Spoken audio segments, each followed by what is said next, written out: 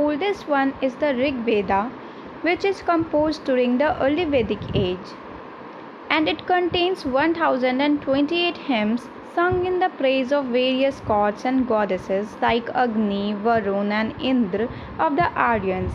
So, in the Rig Veda, what do we get? There are 1028 hymns. 1028 hymns होते हैं, that means भजन होते हैं. और किसके लिए होते हैं? वो जो गॉड्स एंड गॉडेसेस होते हैं ड्यूरिंग द अर्ली वैदिक पीरियड, उनको इम्प्रेस करने के लिए, उनको प्रेज़ करने के लिए ये सॉन्ग्स बनाए गए हैं, ये भजन बनाए गए हैं. वो सारे इंक्लूडेड है किसमें? द ऋग वेदा में. The Rig Veda gives us information about the political, social, economic and religious life of the early Vedic age. So early Vedic age में जो भी political organization है, social, economic and religious life थे जो Aryans जी रहे थे, हमें कहाँ से पता चलता है? From the Rig Veda. The second one is Samved, that is also called the Book of Chants. So basically जो सामवेद है उसको और क्या कहा गया है? बुक ऑफ चैंट्स बोला गया है. It contains 1810 hymns that are song at the time of sacrifices. So basically sacrifices इसे हम क्या समझते हैं? जो उस टाइम के भगवान थे या फिर जो गॉड्स होते थे, उनके सामने दान दिया जाता था. उनको प्रेज़ करने के लिए अलग अलग तरीके अपनाए जाते थे. तो जो सामवेद है उसमें क्या इंक्लूडेड है? वो सॉन्ग जो कि सैक्रिफाइसेस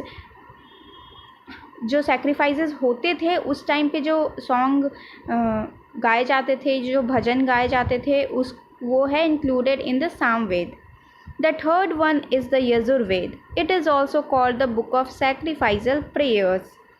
तो जो यजुर्वेद है वो तीसरा वेद है, उसको और क्या कहा गया है? बुक ऑफ सैक्रिफाइसल प्रेयर्स बोला गया है. It lays down the procedure of the performance of various sacrifices. तो जैसा कि हमने पढ़ा अबाउट द सामवेद, सामवेद में क्या इंक्लूडेड है? 1810 हिम्स इंक्लूडेड हैं जो कि सैक्रिफाइसेस के टाइम पे गाए जाते थे. अब जो यजुर्वेद है उसमें क्या इंक्लूडेड है? जो सैक्रिफाइस परफॉर्म होते थे उस टाइम के जो प्रोसीड्यूर थे, जिस तरीके से वो प्रैक्टिस होता था, वो इंक्लूडेड है in the Yajurveda. And the last one is the Atharvaved. It is a collection of songs, spells and magical charms to control and ward off demons and evil spirits.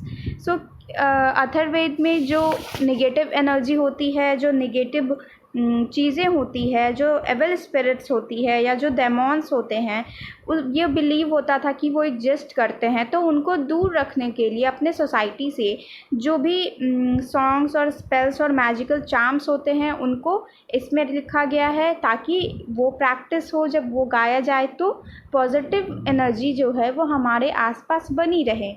ये सारी चीज़ें किस में इंक्लूडेड है? In the Atharvaveda. So these are the 4 Vedas. The Rig Veda is the first one and which is composed during the early Vedic period, and the rest of the 3 Vedas, the Samved, Yajurved and Atharvaved, are from the later Vedic period.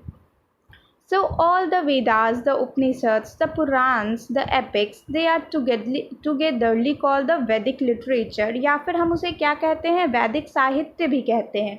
ये सारे एक साथ included हैं किसमें? In the Vedic literature.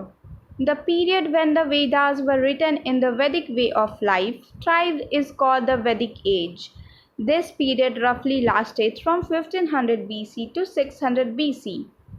So जो ये period है जब ये सारी चीज़ें लिखी गई थी और उस टाइम के जीने के तरीके बताए गए थे, ये सारी चीज़ें को क्या कहा गया है? वैदिक एज कहा गया है. और ये 1500 BC से लेकर के 600 BC तक कंटिन्यू करता है.